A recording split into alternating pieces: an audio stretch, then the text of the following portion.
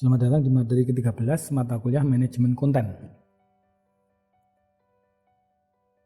Materi ini akan membahas tentang proteksi sistem informasi. Ini berkaitan dengan masalah keamanan ya. Yang pertama, keamanan sistem informasi. Pada umumnya keamanan sistem informasi adalah bagaimana mencegah penipuan atau cheating atau paling tidak mendeteksi adanya penipuan di sebuah sistem informasi atau sistem yang berbasis informasi di mana informasinya sendiri tidak memiliki arti fisik.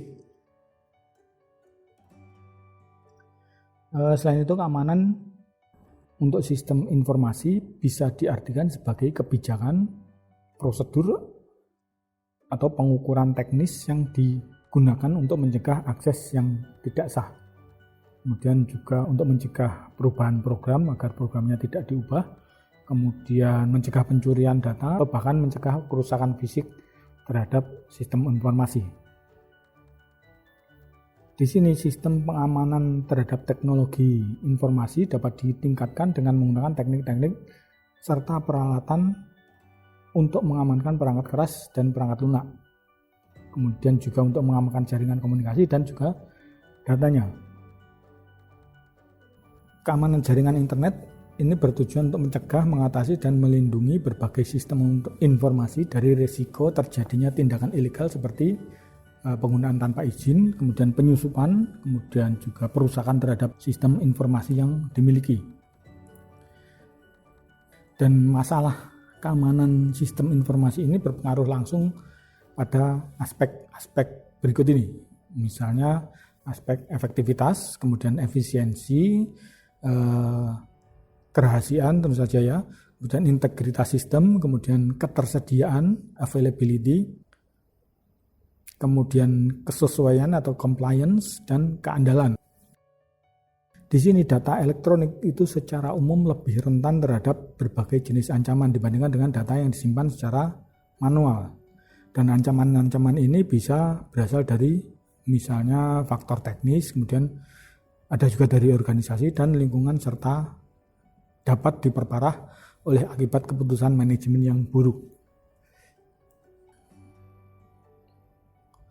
Berikutnya ancaman pada sistem informasi. Ancaman keamanan sistem informasi adalah peristiwa yang terjadi baik dari dalam sistem maupun dari luar sistem, yang bisa jadi berasal dari individu, organisasi, mekanisme, atau kejadian yang memiliki potensi untuk menyebabkan kerusakan pada sumber-sumber informasi. Ancaman ini bisa bersifat internal atau dari dalam organisasi ataupun eksternal dari luar organisasi. Dan ancaman itu bisa terjadi secara sengaja ataupun tidak disengaja. Ini ada beberapa metode yang dipergunakan dalam mengklasifikasikan ancaman. Salah satunya adalah metode STRIDE. STRIDE. S-nya itu spoofing, itu menggunakan hak akses atau mengakses sistem dengan menggunakan identitas orang lain. Misalnya Anda bikin akun media sosial dengan menggunakan foto orang lain, itu termasuk spoofing. Kemudian tampering, T-nya tampering, dari namanya tamper itu mengubah, artinya mengubah data, misalnya data yang ada dalam database, misalnya Anda mengubah nilai di sistem informasi akademik. Kemudian R-nya itu repudiation, itu adalah membuat sistem atau database yang salah dengan sengaja dan menyisipkan bugs, virus, atau aplikasi lain sehingga dapat digunakan untuk mengakses sistem secara ilegal. Kemudian I-nya information disclosure, itu mengakses informasi secara ilegal dan atau tanpa otorisasi. Kemudian D-nya itu DOS, denial of service, itu membuat sistem tidak bekerja atau tidak dapat digunakan orang lain. Kemudian terakhir E-nya elevation of privilege, itu menyalahgunakan wewenang yang dimiliki untuk mengakses sistem untuk kepentingan pribadi. Di sini ancaman keamanan sistem informasi dapat dikelompokkan menjadi dua, yaitu ancaman aktif, itu artinya kecurangan dan kejahatan terhadap komputer, kemudian ancaman pasif. Ancaman pasif termasuk kegagalan sistem, kemudian human error, kesalahan manusia, kemudian bencana alam. Sedangkan berdasarkan fungsinya, ancaman terhadap sistem informasi dapat dikategorikan menjadi 4, yaitu yang pertama interruption atau interupsi. Di sini sumber daya sistem komputer dirusak atau tidak dapat digunakan. Ancaman ini merupakan ancaman terhadap availability, ya, terhadap ketersediaan. Contoh, kalau Anda merusak komputer, memformat hard disk atau memotong kabel listrik atau kabel listrik ke komputer, memotong kabel MOS itu interruption. Kemudian interception yang kedua itu akses sumber daya secara ilegal. Interception ini merupakan ancaman terhadap kerahasiaan. Akses ilegal ini dapat dilakukan oleh orang atau program komputer. Kalau Anda bikin virus, itu berarti melakukan akses ilegal. Contohnya di sini selain virus tadi adalah penyadapan untuk mengambil data rahasia atau mengambil file secara ilegal. Kemudian berikutnya modification. Ini adalah mengakses atau bahkan merusak sumber daya sistem secara ilegal. Modification ini merupakan ancaman terhadap integrity, ya, integritas sistem. Contohnya mengubah nilai, ada nilai manajemen kontennya dapat D, Anda mengubah nilai Anda jadi A. Nah ini sehingga program yang menampilkan data itu akan memberikan hasil yang berbeda.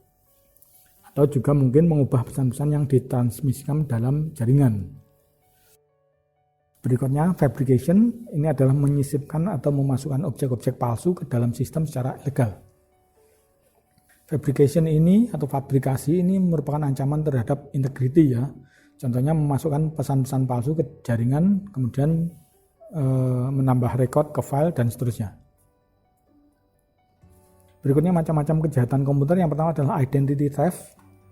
Ini adalah pencurian informasi pribadi seperti kartu kredit, nomor kartu kredit, nomor NIK yang ditujukan untuk mendapatkan layanan atas nama korban. Identity theft ini sudah berkembang pesat di internet, ya. File kartu kredit adalah sasaran utama dan situs e-commerce adalah sumber informasi pribadi yang melimpah karena menyimpan nama, alamat, dan nomor telepon. Kemudian kejahatan kedua adalah phishing. Ini adalah bentuk penipuan yang melibatkan pembuatan halaman situs palsu atau pesan elektronik, misalnya email, SMS, seolah-olah berasal dari pihak yang sah dan menanyakan data pribadi yang rahasia, termasuk contohnya ini yang dulu, ya, itu mama minta pulsa, dan juga ada banyak sekali website palsu seperti ini. Kemudian selain phishing yang mirip-mirip ada farming. Ini adalah teknik phishing yang mengarahkan user ke halaman situs web palsu seperti tadi, ya. Kemudian berikutnya click fraud. Ini adalah kejahatan yang berkaitan dengan iklan online pay per click. Website yang menampilkan iklan semacam ini akan mendapatkan uang berdasarkan berapa banyak pengunjung yang mengklik iklan tersebut. Dan click fraud ini terjadi apabila user secara manual atau menggunakan program khusus mengklik iklan tersebut tanpa bermaksud melakukan pembelian. Berikutnya virtual terrorism. Ini adalah kerentanan internet atau jaringan dapat dimanfaatkan oleh teroris atau badan intel luar negeri atau kelompok lain untuk menciptakan gangguan dan bahaya bagi suatu wilayah. Serangan terorismenya mungkin berupa software yang dibuat secara khusus, misalnya untuk mematikan listrik, kemudian mengendalikan lalu lintas udara atau jaringan bank atau institusi keuangan besar, misalnya BI. Berikutnya ancaman yang paling terkenal dalam keamanan sistem informasi adalah virus. Virus ini adalah program komputer yang dapat mereplikasi dirinya sendiri tanpa disadari oleh user.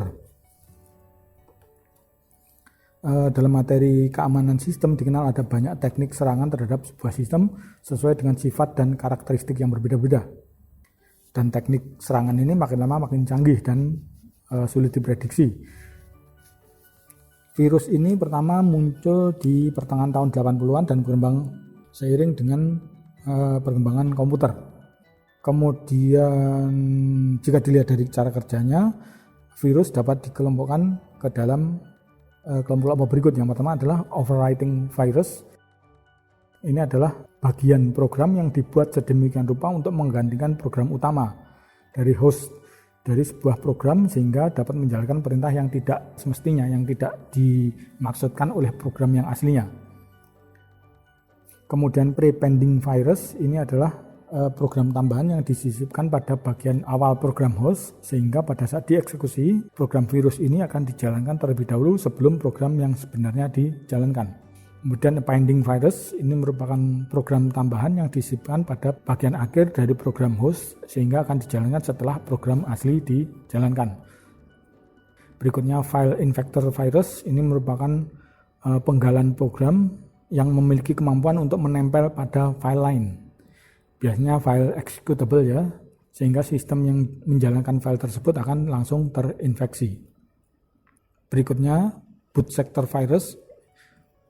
Ini adalah program yang bekerja dengan memodifikasi program yang ada di boot sector pada media penyimpanan hard disk atau flash disk yang telah diformat. Pada umumnya boot sector virus ini terlebih dahulu mengeksekusi dirinya sendiri sebelum proses booting, sehingga seluruh media penyimpanan yang ada dalam komputer akan terinfeksi. Berikutnya multipartite virus merupakan kombinasi dari infector virus dan boot sector virus, dalam artian bahwa saat sebuah file yang terinfeksi oleh virus ini dieksekusi, maka virus akan menjangkiti boot sector dari hard disk dan partition sector dari komputer tersebut dan sebaliknya. Berikutnya macro virus. Ini terdapat pada program makro dari sebuah file data atau dokumen yang biasanya digunakan untuk global setting, misalnya template di Microsoft Word. Sehingga dokumen berikutnya yang diedit oleh program aplikasi tersebut akan terinfeksi pula oleh program itu. Berikutnya worm. Istilah worm ini diperkenalkan kurang lebih setahun setelah virus. Ini merupakan program yang dirancang untuk menginfeksi komputer yang berada di sistem jaringan. Sini walaupun sama-sama penggalan program, ada perbedaan penting antara worms dan virus, yaitu bahwa penyebaran worm tidak bergantung pada campur tangan user. User tidak perlu ikut ambil bagian. Worm ini merupakan program yang dibuat dengan algoritma tertentu sehingga mampu mereplikasi dirinya sendiri pada sebuah jaringan komputer tanpa melalui bantuan ataupun keterlibatan user. Berikutnya Trojan Horse. Trojan Horse atau kuda Troya ini diambil dari taktik perang yang digunakan untuk merebut kota Troya. Dan Trojan Horse ini memiliki cara kerja yang mirip dengan taktik perang itu sendiri. Dan di sini berdasarkan teknik dan metode yang dipergunakan ada beberapa jenis Trojan Horse, antaranya yang pertama remote access Trojan. Ini mengakibatkan komputer dapat diakses menggunakan remote program atau jarak jauh. Kemudian password sending Trojan. Password yang diketik oleh user akan dikirimkan melalui email tanpa sepengetahuan user. Kemudian keylogger, ini mirip dengan password setting, namun teknik ini mengirimkan apa saja yang diketikkan oleh user melalui keyboard. Berikutnya destructive Trojan, ini menghapus file atau bahkan memformat media penyimpanan, misalnya hard disk. Kemudian FTP Trojan ini membuka port 21 dalam sistem komputer tempat dilakukannya download dan upload file. Kemudian software detection killer, ini biasanya mendisable program-program keamanan seperti zone alarm, antivirus, dan aplikasi keamanan lainnya. Kemudian terakhir proxy Trojan, ini mengubah komputer korban menjadi proxy server yang selanjutnya digunakan untuk melakukan anonymous telnet sehingga memungkinkan pelaku melakukan belanja online dengan kartu kredit curian, di mana yang terlacak nantinya adalah komputer korban, bukan komputer si pelaku. Mungkin cukup sekian untuk materi ke-13. Untuk tugas silakan lihat di ELA. Sekian dan terima kasih.